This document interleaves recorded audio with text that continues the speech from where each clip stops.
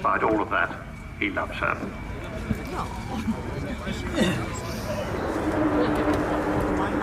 So here she goes.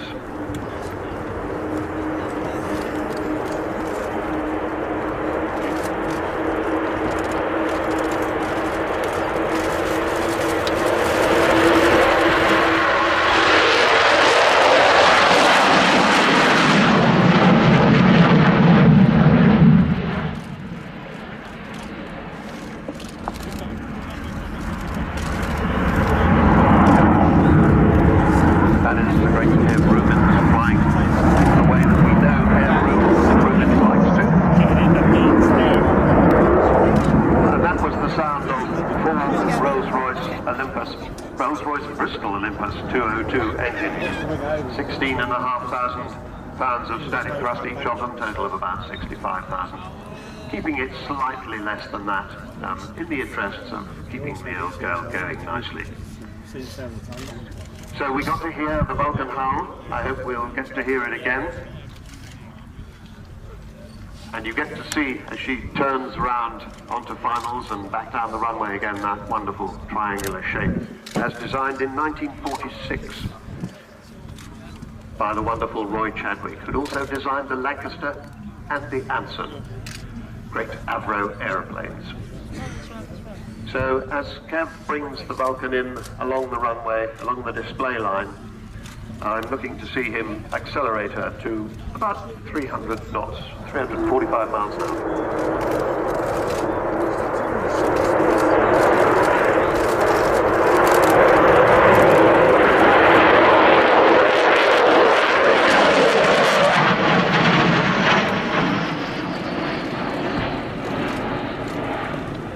So when he takes the power off, it all goes quiet again. She's in the colours, this aeroplane, she has the Lincoln coat of arms on the fin, plus the Panther's head of number 1 group. That was the Royal Air Force group that controlled all of the Vulcans, and she represents all of the Vulcan squadrons in the 70s. That's number 9, 12, 27, 35, 44, 50, 83, 101, 617, and the Operational Conversion Unit. She also has painted on her nose the spirit of Great Britain, which really encapsulates all that she stands for. Now I think next we're going to see Kev Rumens bring her round towards us on the B axis, which I'm sure we've talked about many times today, heading straight in towards us. And then as she tiptoes up on us again, we'll hear the power come on as he takes her into a spiral climb.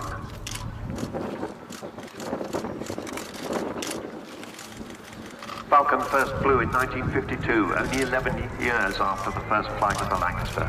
Look at the two of them together, and you think they come from different centuries. Not a bit. Designed by the same team.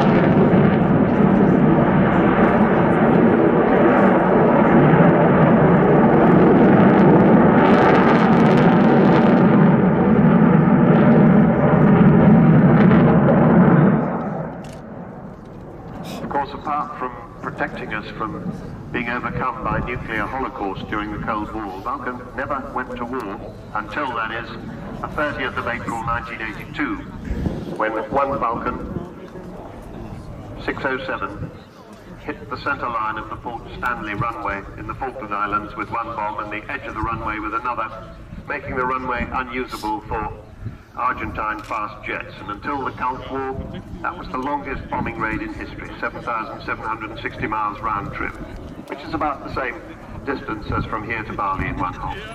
And the whole trip took no less than 18 air-to-air refuelings. That aircraft, 607, is now static at RIAT Waddington, and when there's a Waddington air show, you used to be able to see 558 fly over her, but of course no more, because this is 558's last season. She's going to fly down the runway with her wheels down.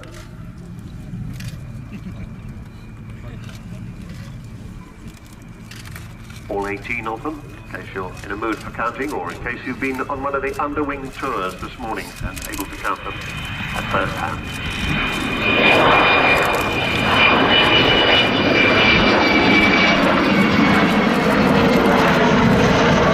There you see the undercarriage going up, wheels tilt back, and the main undercarriage legs fold forward into the spacious undercarriage bays.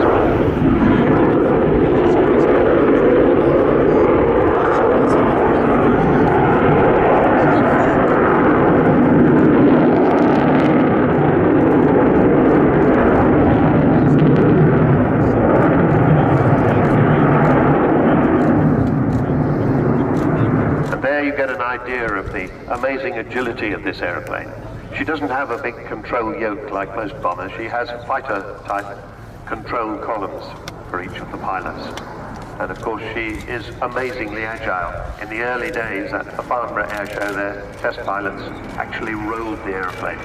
But that became rather frowned upon, and she wasn't allowed to do it anymore. It's perfectly within her capabilities. As she comes in this time, and you see the bomb doors opening, there we go, bomb doors opening.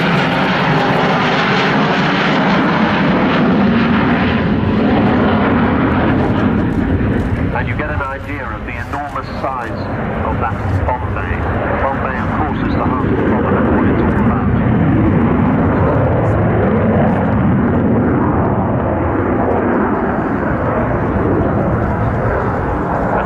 On that bombing raid to the Falkland Islands, the aircraft took 21 1,000-pound bombs, more than 10 tons of bombs.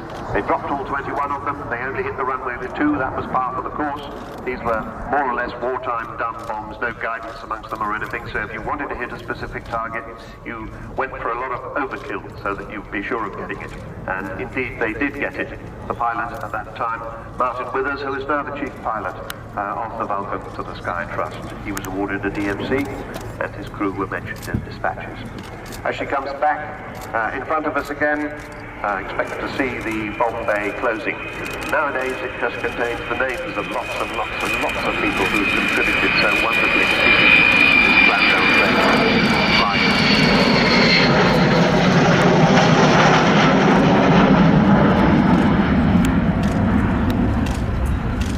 The biggest problem throughout her life has been money. It may seem obvious, but she's not funded by the government, she doesn't belong to the Royal Air Force. And to get this far has cost more than £22 million. She's still costing £2 million a year.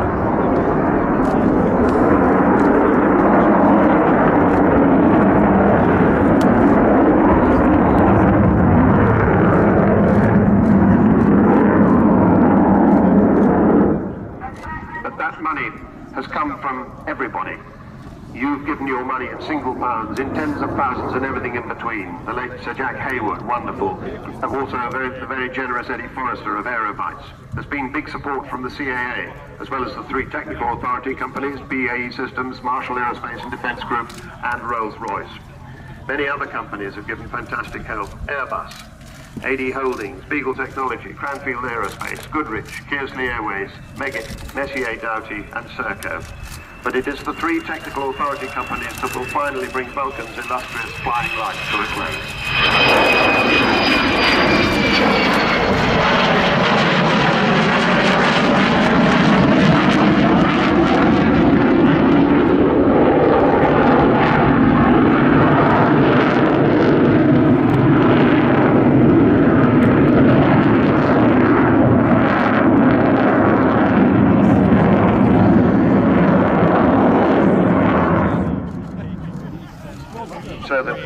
aviatory technical authority companies have ceased their support at the end of this flying season. The Civil Aviation Authority regulations mean that Vulcan will be prohibited from flying. So the end of her career is not about funding, it's not about the supply of spare parts, but it is about mandatory third-party support. She is still being enjoyed by 3 million people every year, probably a whole lot more this year, including children and young people who are inspired to learn more about engineering and aviation.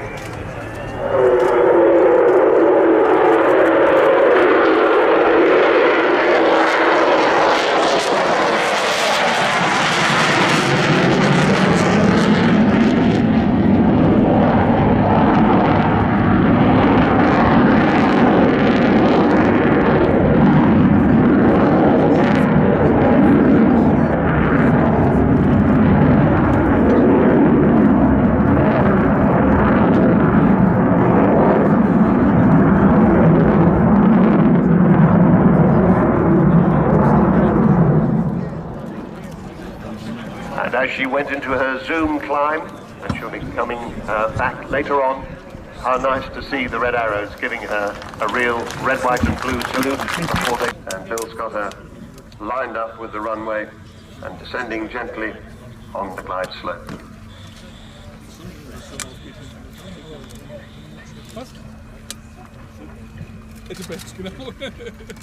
A little bit of rocking in the crosswind, touchdown first. And there's the braking parachute.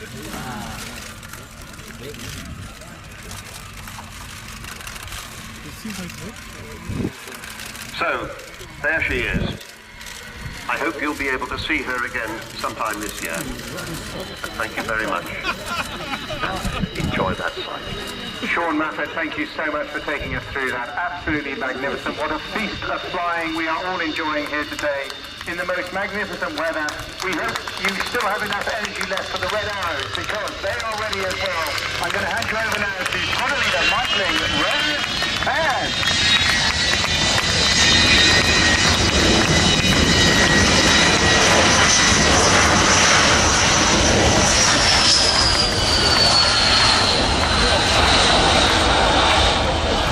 A very good afternoon, ladies and gentlemen, boys and girls. You just heard I'm Squadron Leader Michaeling, and I'm Red 10. I'm the supervisor with the Royal Air Force Aerobatic Team, the Red Arrows. And I'll be talking you through this display, which is about to begin.